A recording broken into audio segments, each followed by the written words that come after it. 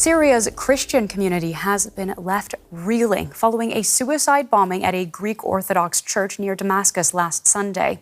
At least 25 people were killed and dozens injured in the blast. Syria's Greek Orthodox Patriarch blamed the Syrian government for not doing enough to ensure security for all Syrians. When a suicide bomber entered the St. Elias Church in Damascus, Noor al-Nasser's husband and his brother tried to stop him before he could detonate himself. He died with a terrorist. He was trying to get him out of the church so he wouldn't blow himself up among us. People tried to push him out, so he blew himself up next to them. Noor lost both her husband and his brother. They were among the 25 people killed in the blast. Syria's Interior Ministry says the attack was carried out by a member of ISIS. Before detonating his explosives, the attacker fired indiscriminately inside the church. One of those shot was 15-year-old Julian, hit by 3 bullets. He survived by pretending to be dead. I was sitting inside the church, or near it. I saw someone shooting at people. We didn't have time to run. He fired 3 bullets at me. He wanted to make sure I was dead. I pretended to be dead, so he left me and walked away. Then I just found myself inside the collapsed church. The attack has sent shockwaves through Syria's Christian community and sparked anger. Many say the government under Prime Minister Ahmed al-Sharaa is ignoring their concerns amid rising threats against churches. Threats were coming to all churches in Syria, not just this one. Now the threats are public, and the entire Christian community is afraid. Fear among Syria's Christians began to grow when the government failed to stop vehicles broadcasting Islamic sermons from entering their neighborhoods.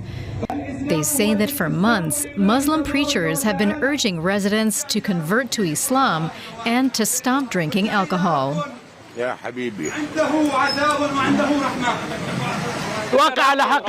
Those who came to the church supposedly to preach are the same ones suspected of carrying out the attack. Authorities haven't yet named the bomber, but locals blame foreign fighters linked to Hayat Tahrir al-Sham, a militant group linked to al-Qaeda. The solution is that they leave our country. Let us, Muslims, Christians, Druze and Shiites, live in peace as we always have. These people came from outside and ruined everything for us. We will remain united, and we want to stay united until the end of time. This is the first suicide bombing to directly target a church in Syria. It comes amid a fragile security situation following the fall of the Assad regime and rising sectarian violence, especially in the coastal region, where recent clashes killed hundreds of Alawite civilians. In May, fighting erupted in southern Syria between Druze militias and Islamist fighters aligned with the new Syrian government. Now, Syrian Christians are asking why they were targeted and whether they can still rely on the state for protection. Many express their outrage in protests demanding accountability, and some are even calling to take up arms to defend their communities. So for more, I would like to welcome Bente Scheller. She is the head of the Middle East and North Africa Division at the Heinrich Böll Foundation, a think tank affiliated with Germany's Green Party. So to start us off, thank you for joining us. And I'm wondering if you could begin by telling us what we know about the group which could be behind this attack. Well, initially, what we heard was that the government blamed ISIS and they arrested a few members of ISIS, or this is what they said. But as it happened, it turned out that later they said it was a different group. And there is also a group claiming responsibility for this. It is a hitherto unknown group called Ansar as-Sunnah. And I think they are known as a splinter group of HTS. So I think it is quite a complicated situation, or at least more complicated than we thought thought before when it was said that it was ISIS, because this, of course, is a different kind of pressure exerted on the government. And I think the disappointment that we see here with the security situation, the threat that Christians particularly, but all the minorities of Syria feel, we have seen all this in the aftermath of this terrible attack. Exactly. How concerned are you about the current government's ability or willingness to contain these kinds of threats? Well, I think it is really a difficult situation. We all thought of them, like the new government, as being very strong because they, with their military power, toppled the Assad regime. But in fact, they are quite small. They have few fighters. And I think with the path that we all welcomed with Ahmed al-Sharaa, the more moderate version that we saw of him, much more moderate than we expected from HTS. Something that we welcome is something that turns some of his former supporters apart. And I think disgruntled members, Salafist members of the HTS and other groups are a threat to the state.